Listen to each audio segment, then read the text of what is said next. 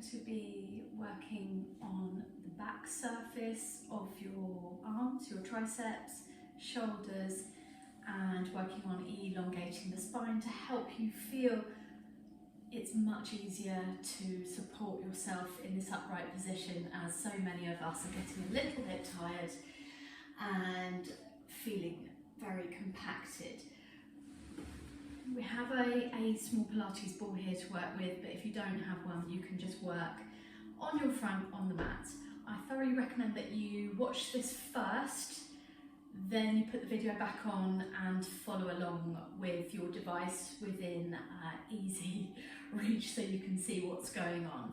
Just so we don't overwork that neck in rotation, turning to look as you go. So have a little look, I'll keep this short, and follow on with me the second time you watch.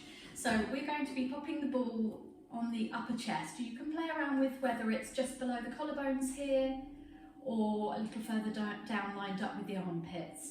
Whatever works for you, whatever feels comfortable. Again, might not need the ball, but it does give you a delicious fascial release effect on the front of the chest. So if you are very tight in the front here due to postural habits or day to day, whatever you're up to, it can help to ease that, and you may find that you can take some easier breaths afterwards as well. So pop that ball underneath your chest.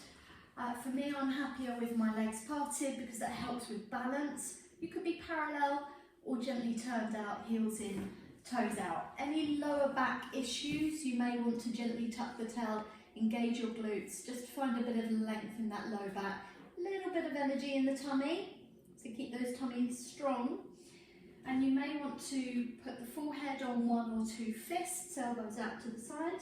If you have a long neck, forehead on flat hands is fine. So make yourself comfortable at first, take some deep breaths here.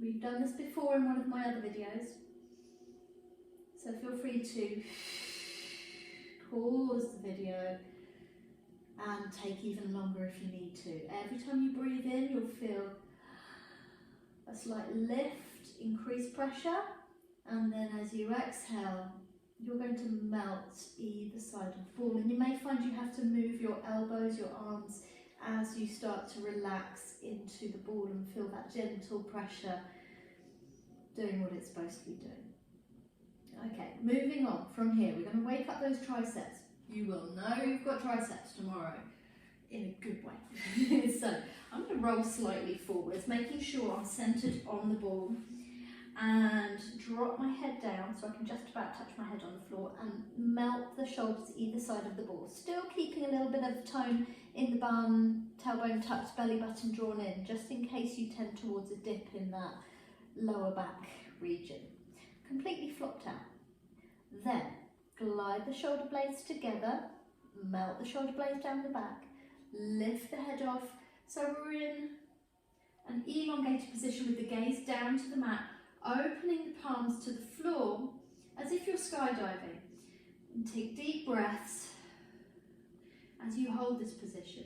You could hold it for one breath and then melt the ball underneath you and have a rest, or if you want to work on your endurance, you can hold it for longer. Now, the more you pull your arms into the body and up with locked elbows, the more you will know you've got triceps here. Deep breaths, and then relax, and maybe have a few breaths over the ball here.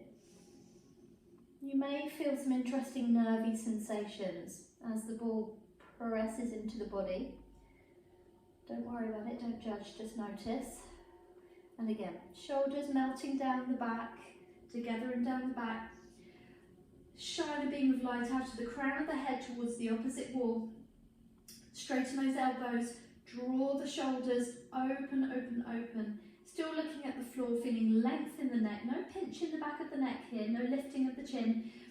Should really know you've got backs of the arms here. Deep breaths, and then fold. And you do that as many times as you feel like doing.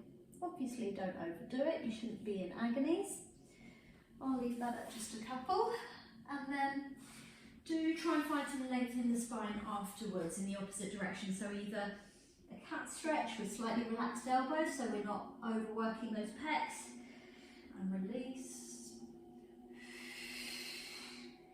squeezing the bum to get the most length we can out of the lower back. If your knees can handle the full flexion, there's an option to pop a ball underneath the belly and fold over. If you've already got a tummy there, or you've just had your lunch, you don't need to go for the ball. And again, big breaths. And then after a few breaths, you should feel like you have a really lovely long spine.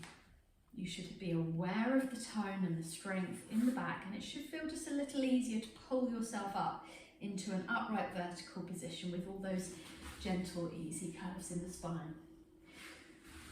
Do that every other day or every few days if you really feel sore afterwards, and you will notice the tone, the muscle definition in the backs of the arms, and your overall upper body strength will feel really good too.